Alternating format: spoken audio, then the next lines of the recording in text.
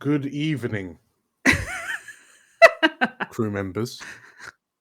Hello. How are we all today? Oh, you know, Good. Oh, good. slightly terrified of the villain in the swivel chair with the white cat. Right? I can't do a swivel because I'm attached to everything, but we'll make do. Yes, we're this is just a cat takeover, isn't it? We've got multiple cats on screen at all times. So yeah, why not have a third? Hello, I'm DM Dan, and you lot are the players of Explorers of Elsewhere's Blades in the Dark campaign, Elysia Rising. Are you not? Here we are. Yeah. Sounds right. Sounds about right. We are starting to get into the thick of it. Episode 3. Stuff and things are definitely happening. And I think now we should just kind of let you loose into the city willy-nilly. How does that sound? Terrifying. Okay, well, yeah, let's see what direction you lot run in after this title screen.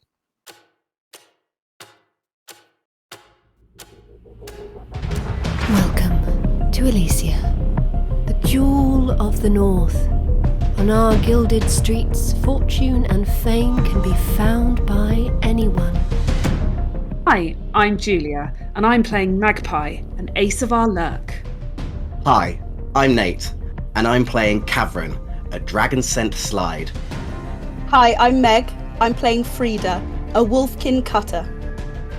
Hi, I'm JC, and I'll be playing Algernon, an ace of our spider. Hello, I'm Errol. I am playing Atta, a goblin whisperer. And my name is DM Dan. I will be the games master on this adventure. So come on in and marvel at our wonders. Make sure you see the beautiful views we have to offer, and don't mind the ghosts. They're friendly, really. Grab yourselves a seat and make yourselves welcome in the city of Elysia.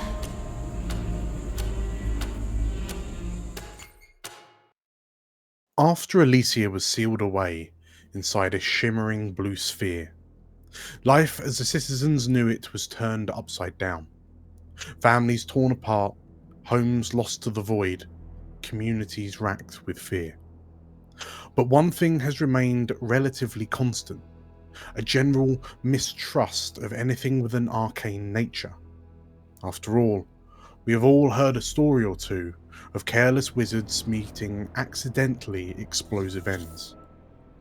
But counter to this suspicion and wariness of arcane practitioners and their tools comes an acknowledgement that arcane potential has enriched and sometimes even saved the lives of many. Thusly, in a city where arcane items are considered illegal, there is a market for under-the-table acquisition and sales of such goods. And where there are people in demand, there must be people in supply. Brave, daring people who aren't afraid of a little light smuggling. Mm-hmm. Sure is. And so, where do we find this misfit bunch of 5 all kind of gathered together on the morning of your first big sponsored run? We've probably just got into the Spectre, into the downstairs speakeasy area. We've sort of seen the crowd outside disperse, narrowly avoiding a violent conflict with the guard. And Algernon has been given a note that he will want to share with the rest of you. Okay.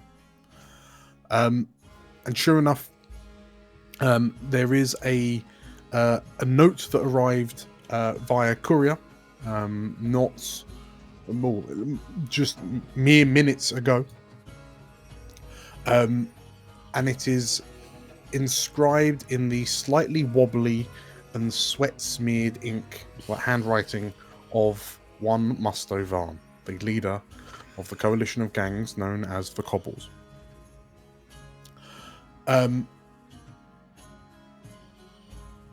The letter reads,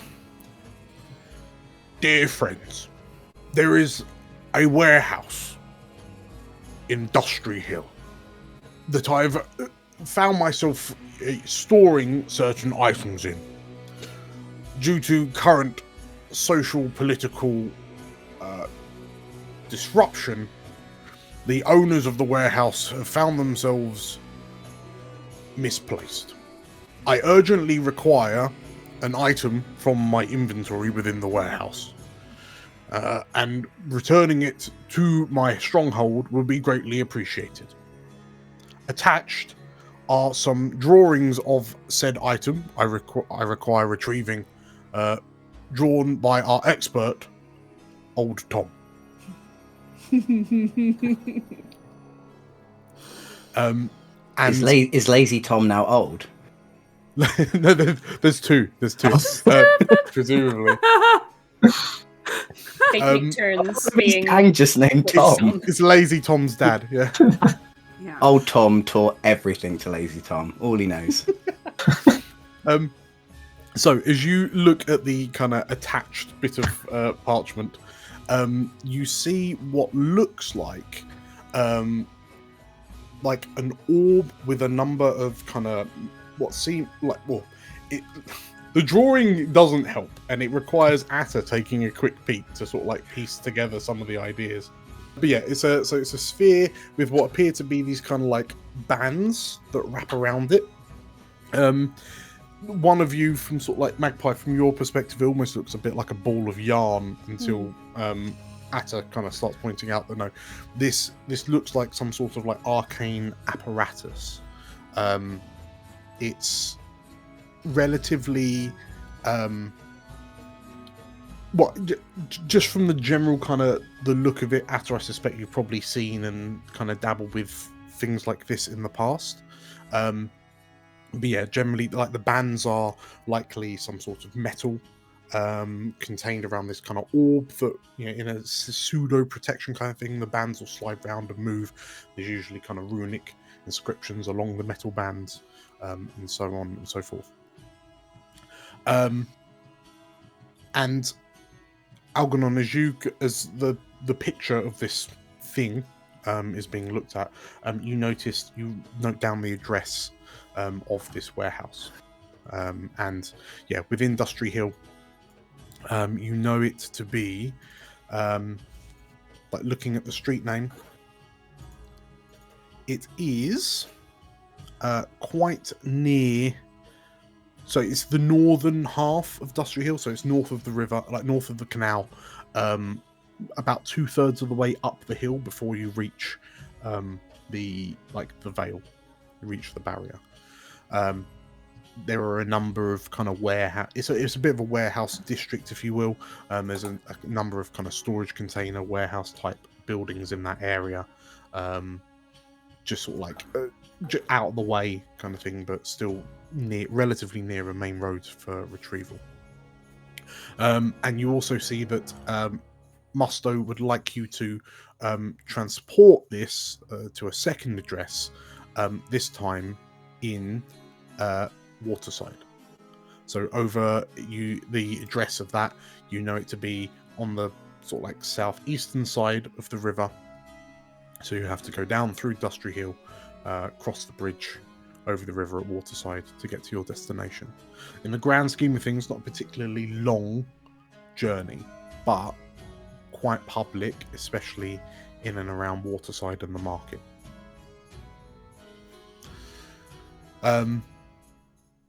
Upon delivery, the letter continues, I've instructed my men to hand you the grand sum of 6 coin.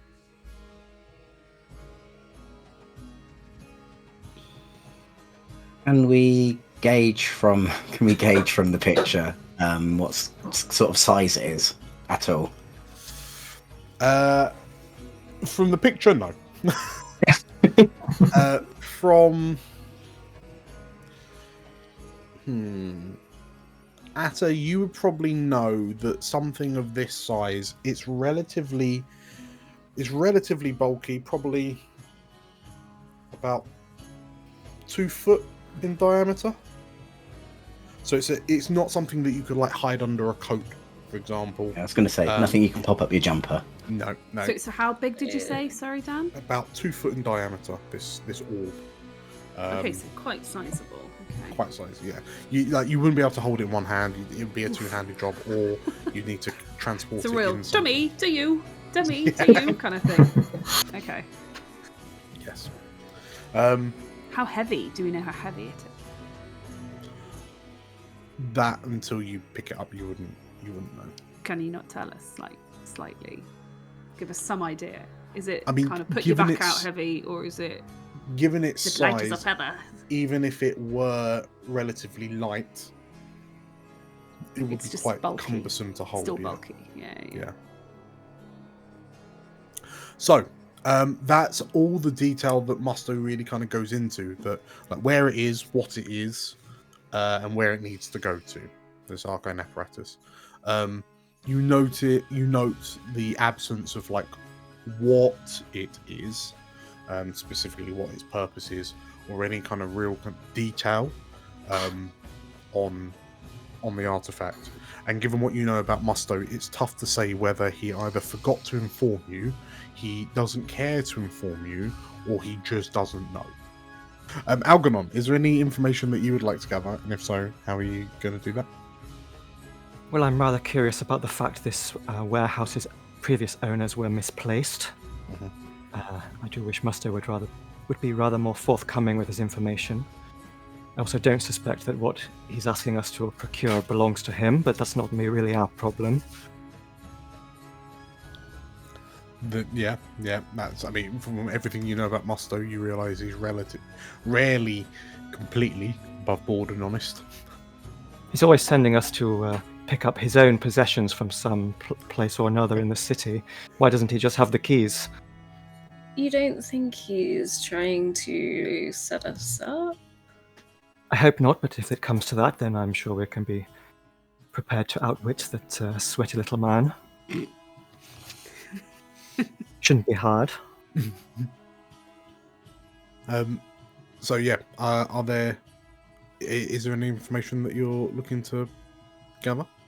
Yeah, I would like to find out who the building's owners are. And I thought maybe I could have a word with my old boy Fairfax. Okay, yeah. Okay, so in which case, we find you in Abbott's Gate around approximately lunchtime. Same place, same time. And as you take a seat with Fairfax on the bench that the two of you have graced so many times in the past. And Fairfax, just like always, he's what does Fairfax look like? He's a sort of browbeaten civil servant, working for a government who have been spending the last 2 years under martial law. Sure. An architect for a department that doesn't tend to need much architecture. He's an old school chum, probably the best friend that Algernon's ever had from Morton College for Boys. Okay. In which case, yeah, this very kind of tired-looking Lorivar sits next to you, wearing the same coat he always wears. He produces like his lunch satchel that he always carries his lunch in, and as he kind of opens it up and looks at the kind of the mushroom and eel mush that's contained within, there's the same kind of discontented sigh from the man. And like as he's kind of poking at this kind of grey mush that he's got kind of, you know, like balanced on his lap, he looks up at the sphere over the veil overhead, and sort of like the purple light that rains through it. And he sighs, and you see the droplets of drizzle kind of bouncing off his forehead. Jolly boating weather, old boy. Oh. You know, of all of the things that I miss, Algie, I think I miss the sea the most? Trips down to the beach, you know? Quite, you don't miss the blue sky. That's the thing that affects me the most. What with us being old sky blues and all. Well, I suppose. Perhaps I've become a bit enamored with the hue. It's a lovely amethyst, wouldn't you say? And you can hear that he's like the cracks in his voice is almost trying to push through any degree of positivity, but like in this conversation. But he, like, his shoulders slump and he looks to you. Well, I thought I might tempt you from the office stool once again, Fairfax. Oh yes, it's always a pleasure. What can I do for you, sir? I pass him a little piece of paper with the address of this warehouse.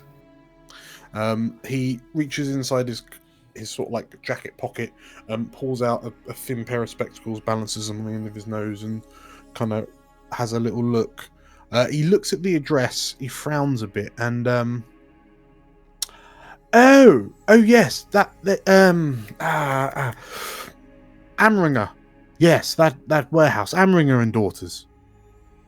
Yes, yeah, he's it's a warehouse up Industry Hill. He's used it to kind of gather. It used to be to gather all of his antiques before the vast majority of what else Amringer owned disappeared on the other side of the Vale. But what exactly do you want this for? We are just hoping to arrange a little game of rugby with an unusual ball. I see. Well, yes, see, Amringer, fine, upstanding gentleman. And has he been misplaced, would you say, during the last 2 years?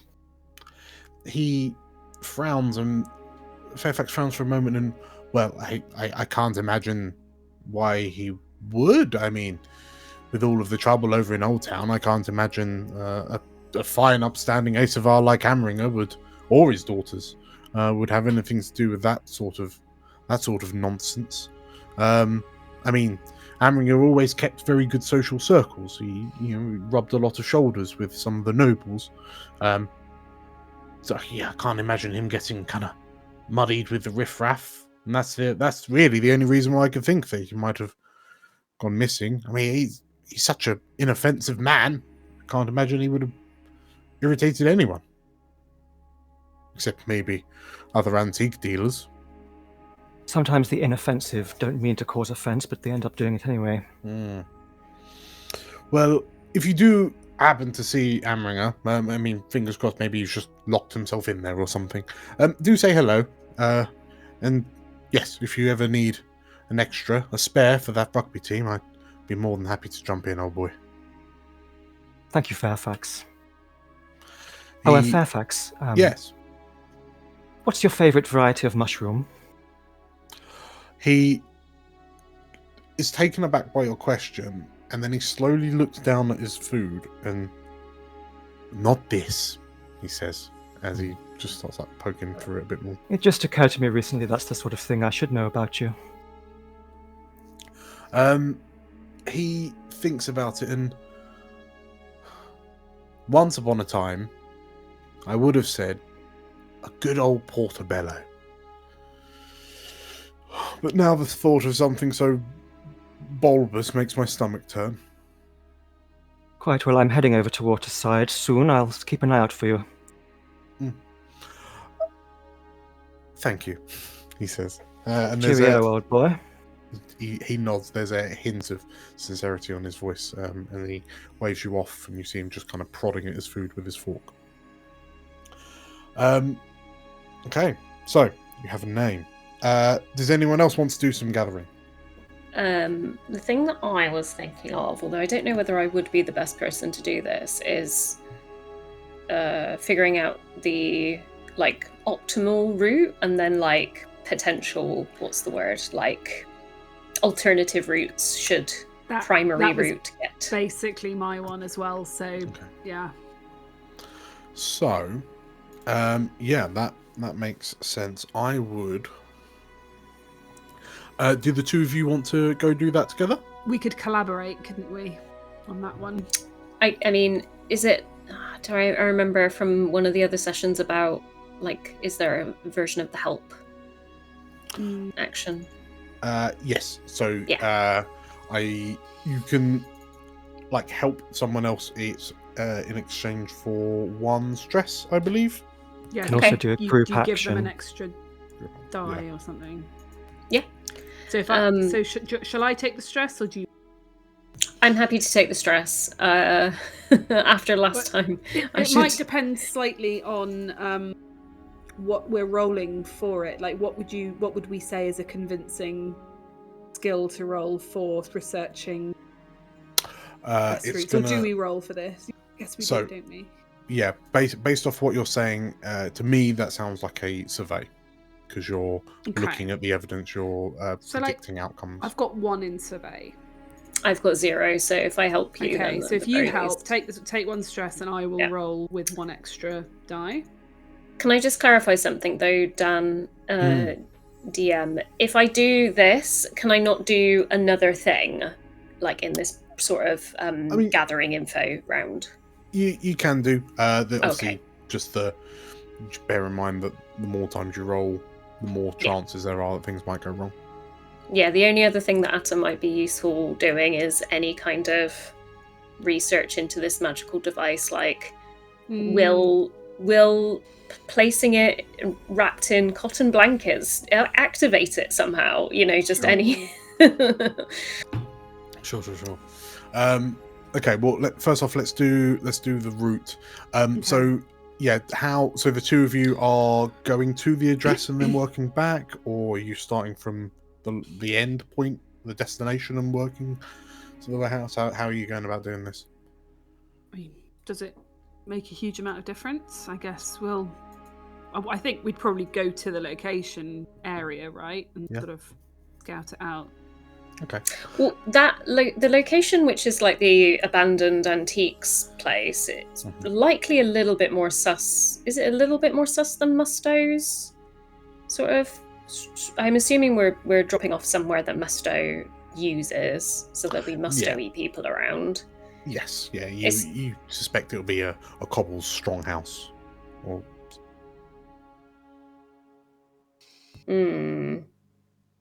Yeah, maybe it is best to go to the hopefully more abandoned place first, and then go towards where we consider to be a more populated place. Okay. Sure. In which case, roll me a between the 2 of you, roll me a survey. I think. I mean, if we did do, what would be the core difference between a group roll and a helped roll? So a group action is that you both roll the same skill, and then for everyone that fails, the leader of the action gets stress. Okay. Yeah. Okay. I see.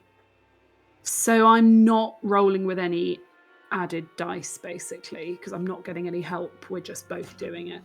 Correct. Yeah. And can you push yourself still? I think so. Well, I don't particularly want to take even more stress. Sure. Well, I mean, after you could always push yourself for stress if you so wish. No, I'm okay. I won't ask for more stress than.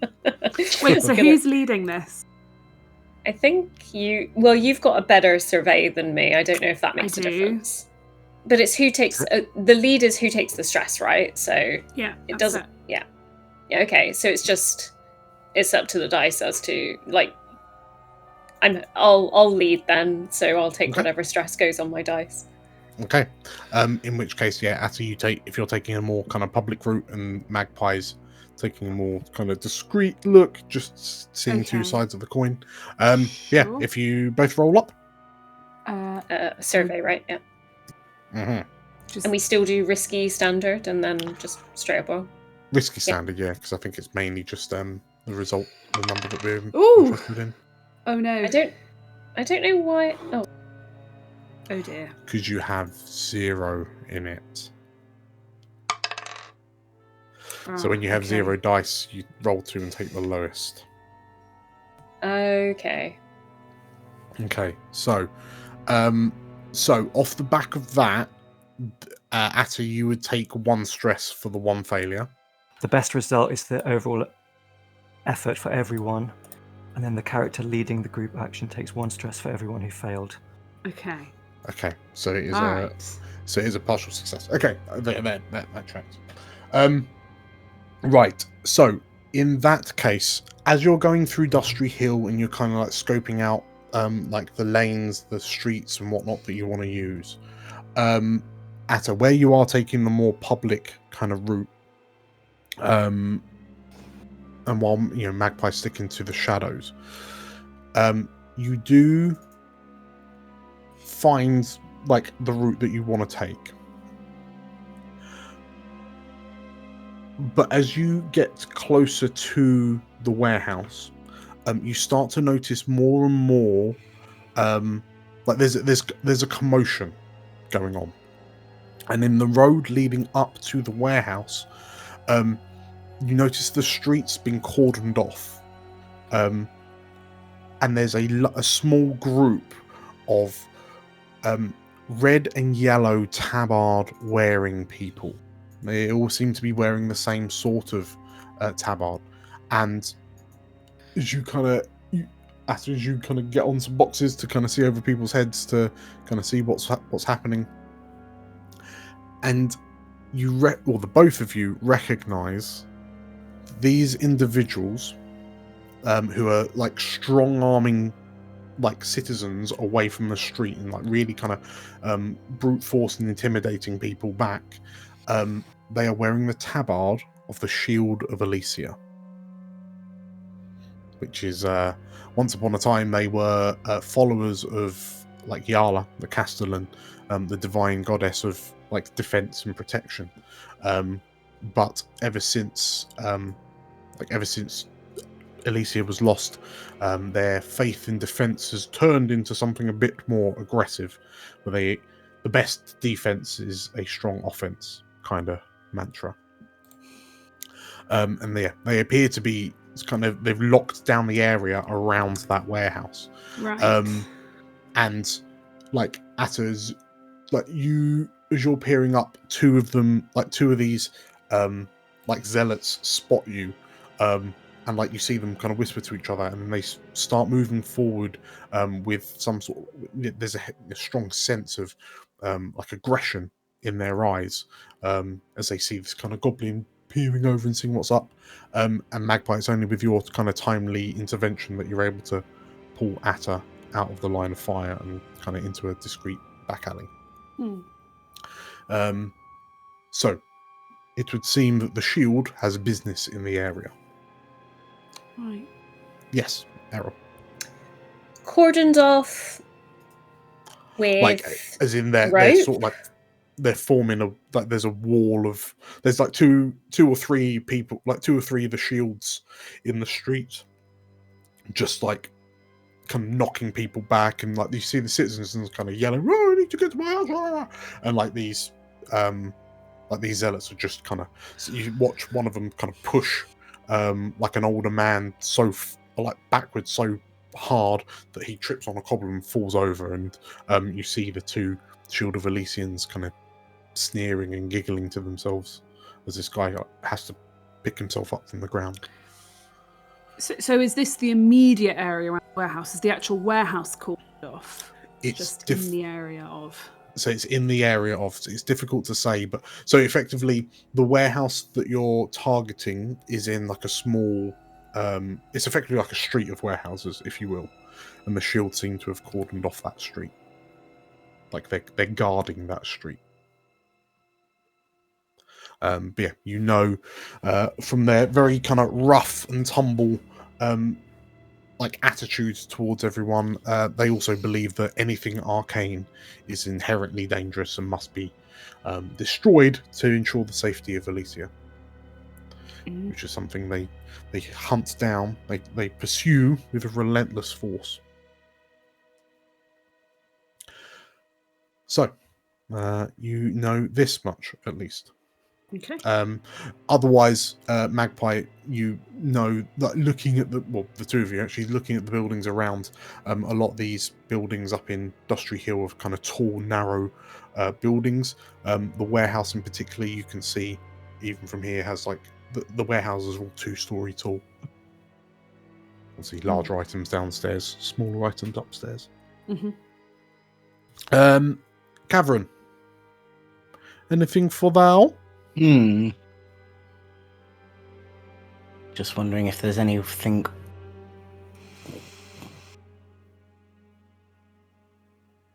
What tier are these Shield of Elysia?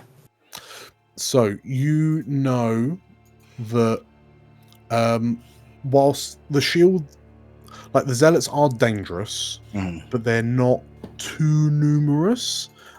They stand as a tier 2 gang. Right. Okay. And where do they sort of stand in like the hierarchy of the faiths? Like, will if there is anyone sort of higher in sort of like either in the Garden Keepers or the Children of Aya, are they more likely to sort of stand down in a way? The Children of Aya would still kind of hold domain over the Shield of Elysia and the Garden Keepers. So right. The Garden Keepers, the worshippers of Golden.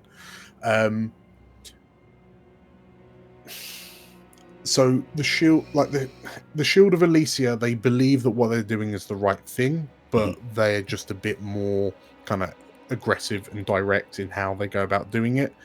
You may find that whilst they will kind of cede to iron instruction, they might still be bullheaded enough to kind of carry on anyway. But you suspect if you were to get someone to pull their leash, it would probably be the Children of Iron. Right. Because you could almost imagine that the Shield would just laugh at the more peaceful, more moderate, more caring Garden Keepers. Okay. I kind of feel Catherine's going to go and have a little chat. Okay. Who you thinking of chatting to? Well, I think he's going to go and have a chat at the guards who were sort of hanging around. Oh, okay. He's just going to sort of walk up. What, the have a chat to the shield bearers? Yeah. Okay. In which case, so Magpie, Atta come back and kind of tell you what's up. Catherine, you make your way to Dustry Hill in response. And you notice, like, when you start to get there, you notice that there isn't like a crowd of people like there was that Magpie and Atta reported back on. It's almost like the people in the local area have just known that there are some shield bearers causing trouble. But are you approaching kind of very directly, or are you like sneaking up, or? I think I'm just going to approach up very directly. Okay. And what's your angle? My angle is just to, as sort of a patron of the church, just coming along. I mean, I don't know how much they would know about who's still a member of the Children of Aya, but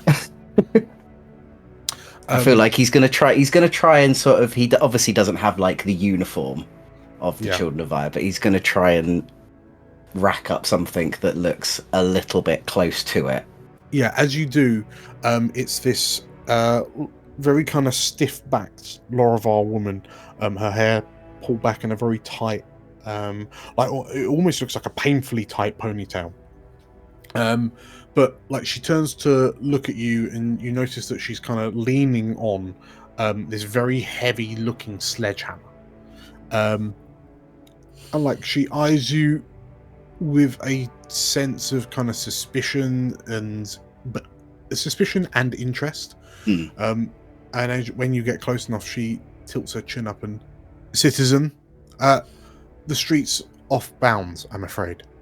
Oh, so I can see, and it looks like you're doing a great job for our blessed gods. I do wonder though, sort of what is going on, if you don't mind If you don't mind telling me. I think that sounds like a sway.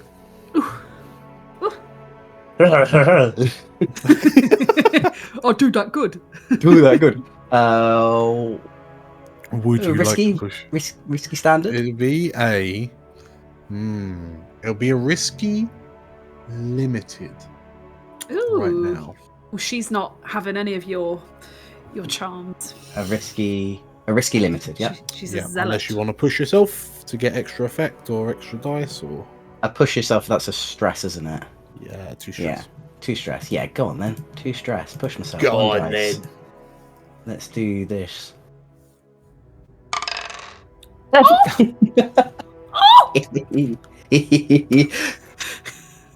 Oh boy. Oh boy. Oh boy, oh boy. Okay. Things go badly. Oh dear, they go real bad. That was unlucky. As you ask, she has this stony look on her face. And Might be time for a resist roll. do you want to resist? Well, it depends what the consequence is, doesn't it? I was just Yeah. anticipating the fact that you just roll 2, 1, 3.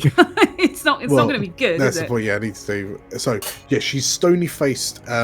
In your like, in front of your question, and she starts like eyeing you up and down. Even like her eyes squint slightly. And you hear the sound of leather kind of gripping on the hammer, on the sledgehammer handle. I'm not Godspeed, at liberty. Cavern. I'm not at liberty to say, she says. And as you like, as this happens, you see another shield bearer kind of begin to walk over, saying, "Is everything all right?" Resist! How much stress is a resist? So says it's resists are 6 interesting. minus whatever you roll on your resist dice. And I suspect, given that this is a very social situation, it probably would be A resolve roll.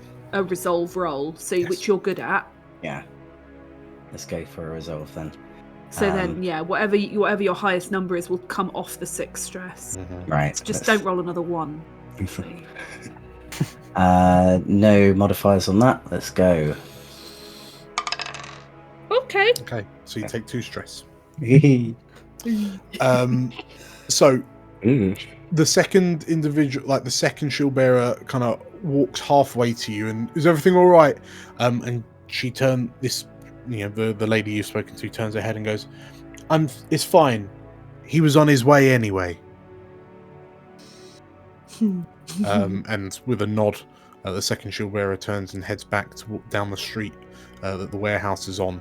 And it is clear that you have kind of lost this opportunity. Yeah. Like you're not in a horrible position under the fire of both of them, but yeah, it seems that she won't answer any more of your questions and she shoos you off.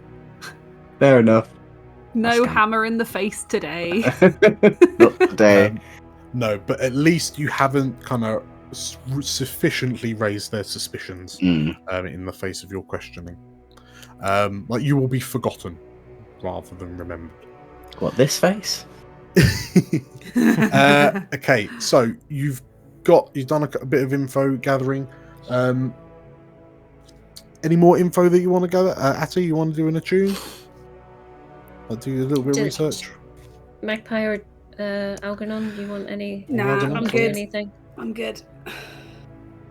Okay. Well, I was thinking the only thing, that Atta could do that is helpful is try and do, well, not the only thing, but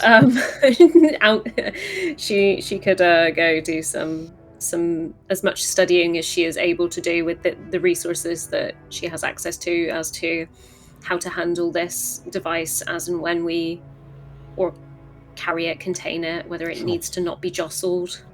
Sure. Whereabouts is it that you're kind of researching this? We have access to some public libraries, don't we? There would be, Do we? like, there is one surviving public library in Abbotsgate. Because, I mean, bear in mind, Elysia was much bigger than what was under this sphere. So there are a lot of places that you would have kind of grown up with that are now lost. So, for example, Morton High for boys was unfortunately on the wrong side of the veil when the veil went up. I see. Well, I would imagine that a lot of the things that are to do with arcane stuff have either been destroyed and or locked away quite viciously. Are there underground networks of like... I mean, there would be... You could speak to someone in the speakeasy under the Spectre for knowledge like that. Mm-hmm. I mean, that is literally a hub for underground arcane knowledge. Just put a notice up on the notice board. Does anyone know? Have you seen this orb? Orb. I need to ponder it. So, I will say, if you want to kind of whisper some sweet nothings to people, at the Spectre, to see if you can effectively use them as your research repository. So you're using them as your study. I'm happy to let you roll that. yeah, the only other there's that idea, and then the only other ideas are breaking in somewhere that will be very, very difficult and dangerous, or trying to do a spooky ooky. I don't really have rituals yet, but I could try and, I don't know. I suppose like the old school Blades in the Dark thing would be ask a ghost.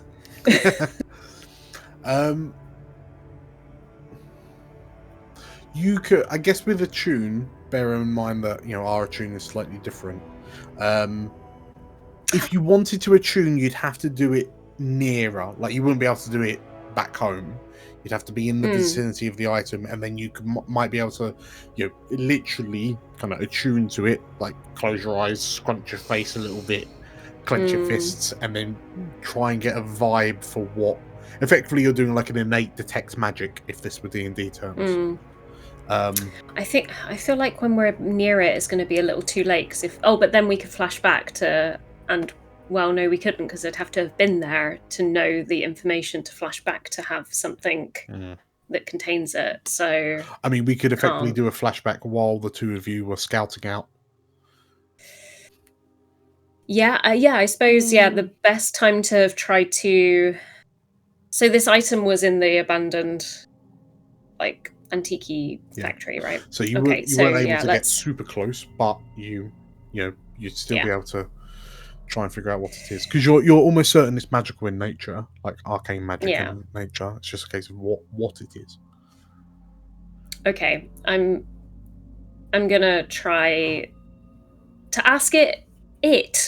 Dear Orb, what are you? Sure. Tell, please. I asked Magpie to keep an eye out on the various perimeters while we sort of are near the antique warehouse, and I kind of Okay. Roll me a risky limited roll. Okay. Because of the distance and whatnot. Risky limited. Like distance, ambient, magical noise, etc. So I could push myself to get a standard. Correct. Or get an extra and that would be 2. Yeah, that would be a 2 stressor. I'll push myself to get a standard and see what happens. Nah. A 5. Okay, you do it. There's a consequence.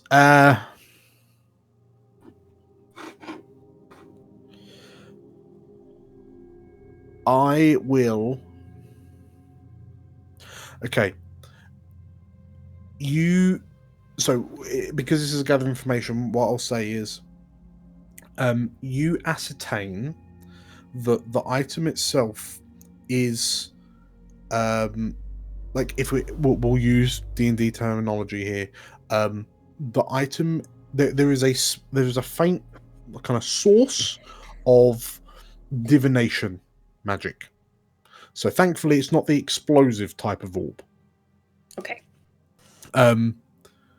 But before you're able to kind of get any more information on it, Magpie again has to scurry you away because a couple of shield bearers come a wandering. Okay. So yeah, that'll be your partial success. Cool. So we So- should be able to transport it reasonably standardly in a Yes. pram. Yes. In a pram. Yeah, you don't have to, like, no, hopefully no one's going to catch fire being in its vicinity. No one's going to grow extra eyes, unfortunately. Yeah. Okay, so you have gathered information. What's your plan of attack? How are you going in for it? So to run you through it again, it is...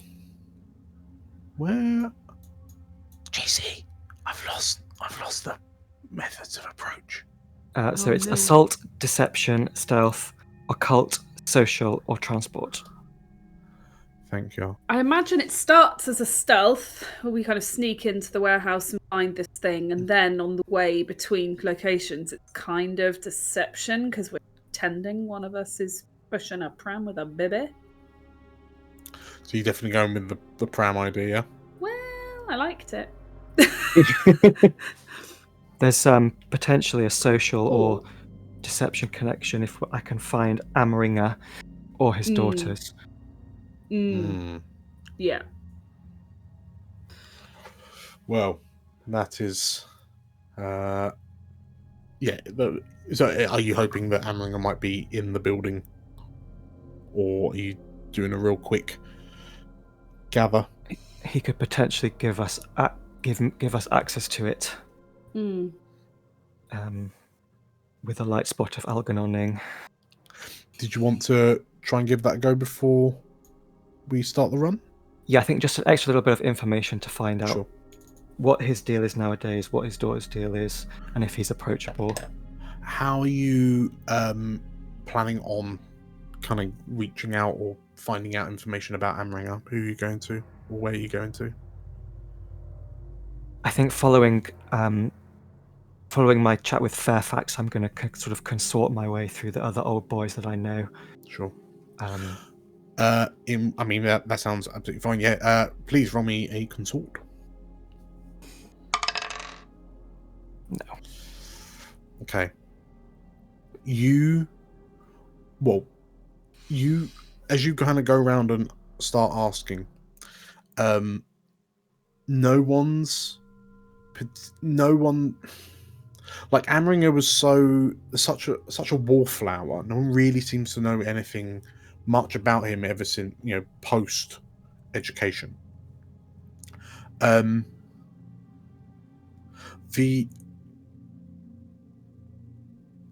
One friend that you speak to, you don't get any information from the people you're speaking to. As you're leaving, like unbeknownst to yourself, your questioning has been overheard by forces in the shadows, which will become apparent soon. But you do think, like, as you're looking through like a history, like a records book of the old school boys,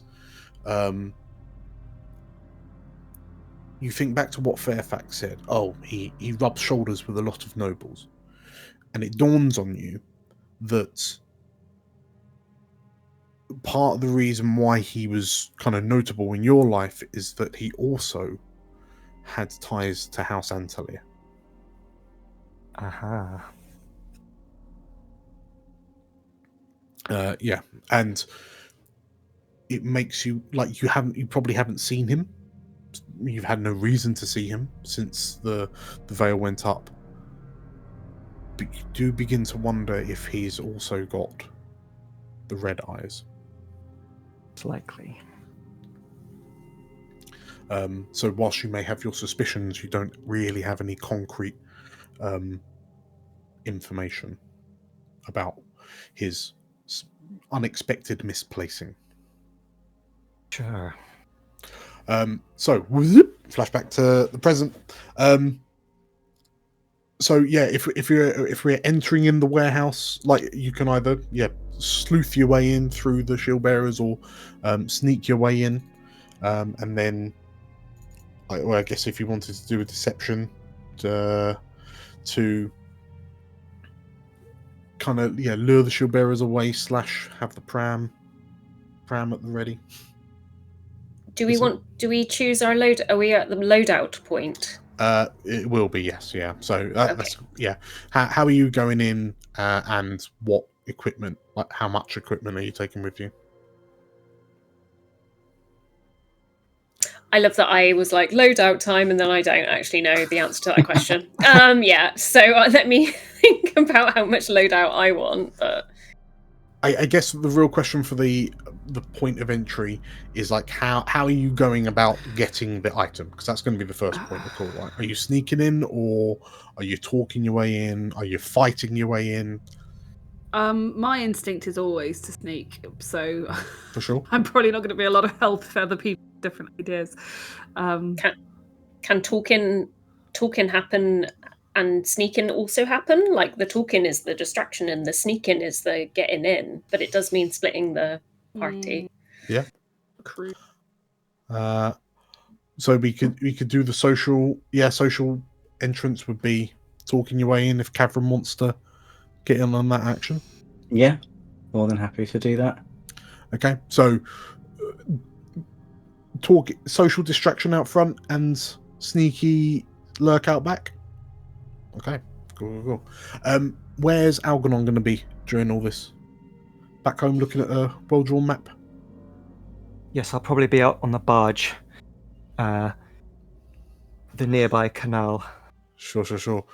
Are you going to... That's a good point. Off the back of Atta and Magpie's scouting, are you going to be pushing the pram all the way through the districts, or are you going to push the pram to the nearby canal? Well, what did our recceing reveal to us? Was there a good route by canal? Because that would be preferable. Well, so the recce showed that there was the shield bearers there, and you can tell me which route you ascertained to be the best. So either walking it on foot or going by barge. If barge is an option, I think that's sense. We do have to get over the river. Yeah. So pram for the first bit. Pram to the barge. Okay. Barge to waterside. Pram the rest of the way. Sure. Okay, that sounds good. Unless the place we're going is on the canal, as it were. It's a little way from the canal. Okay, cool. Right. So, we have our route.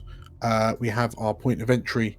Who is leading the social point of entry? I guess that would be me. Catherine! Yeah. Okay. So, off the back of your gather informations, so it's one engagement dice to begin with. You have scouted out the location, so you're not caught unawares by the shield bearers that are there. So that's a neutral. Whilst you did run into a bit of confrontation, Catherine, you didn't run into enough to raise suspicion. So that's still neutral. Atta was, whilst you were able to ascertain kind of roughly what it was in terms of it was a divination thing, you weren't able to kind of pinpoint its location to give that information to Magpie. So again, we'll call that neutral. So at least we know roughly where it is. We know it's upstairs. But forces in the shadows mean that, Catherine, you'll be rolling on 0 dice. Oh. So -1. Someone has heard of a Sanguivar asking a lot of questions about another Sanguivar. Oh. So it's 0 dice, so that'll be 2 and take the lowest. So where is this? Is the 2 little dice in the left-hand corner? That's it. And then engagement, and then 0 dice. Is there anything we can do about this roll to make it? Oh, We've done 0 it already. dice, engagement. Let's roll. oh, Okay. ah. Oh. The 5 was like, Oh. ah, and then the 3 was like, ah. Okay, so as we enter into this run, Cavern and Atta, your point. You're the tip of the spear, right? Yeah. Okay.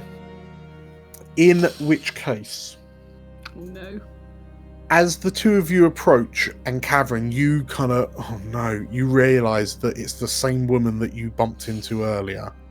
And like she turns to you with a like a raised eyebrow as she immediately recognises you. But is it though? Is it the same woman you saw earlier? Can we resist this as well? Nope. No. Oh gosh, darn it. Like she raises an eyebrow and kind of studies you and Atta. Like just kind of her eyes flicking back between the two of you. And as she goes to take a step forward to sort of like say something to you, the two of you hear an ear-piercing whistle blow. And the two of you and the shield bearer in front of you all just kind of like like your shoulders, like you freeze for a moment as you look around. And Cavern, Cavern Atta, as you look over your shoulders, you see a group of charging guard tearing up the hill behind you. Oh no. Like City Watch. And you hear them shouting, "Get down! Down on the ground! Don't move! Don't move!" As they come up, and you realise that the shield bearers, presumably, are being counter-raided by the Watch. What? And Magpie, you're up on the roof, about to kind of like behind the warehouse, and you can see this What the hell? this like large group of City Watch streaming up towards the building, and you know that whatever time you did have is now significantly reduced. I get on with it. I'm in a flash. And Algernon, as you kind of sit on the barge, wondering how it's all going, I reckon we take a quick break. Oh my goodness me. So, Can we not flash back and like have made a pit for them to fall into or something? We totally anticipated this. Quite possibly. Well, we'll have to see what happens. If you want to see what happens, then make sure to hit the subscribe button and the bell icon for notifications of new releases, because you wouldn't want to miss the second part to this run, where we all get diced up by the Watch. If you like this episode, hit the like button, leave some comments down below, and as always, thank you for watching, thank you for playing. See you next time. Bye. Yeah.